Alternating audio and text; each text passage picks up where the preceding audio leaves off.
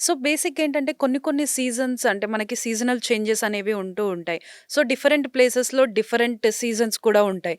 So, అలాంటి టైంలో మనం ఈ మౌంటైన్స్ క్లైంబ్ చేయడం సేఫ్ అంటారా? అది తెలుసుకోవడం గూడా నేను మౌంటైన్‌కెళ్ళి తెలుసుకున్నాను. ఓకే. బేసిక్‌గా ఏం చెప్తారంటే permits are the big thing ఇక్కడ. ఇప్పుడు హ్మ్. మన ఇండియాలో గూడా వేల మౌంటైన్స్ ఉన్నాయి.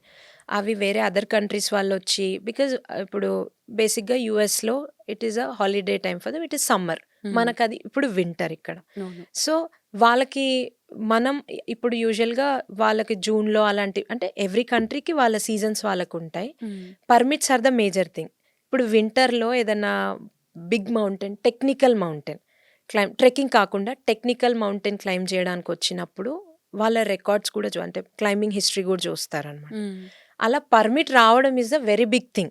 ఓకే. అదర్ కండిషన్స్‌లలో క్లైంబ్ జేయడానికి. హ్మ్. ఎగ్జాంపుల్ యూరోప్ కాంటినెంట్ ఉంది. యూరోప్ కాంటినెంట్‌లో రష్యా సైడ్ నుంచి నేను ఎల్బ్రూస్ క్లైంబ్ చేశాను. హ్మ్.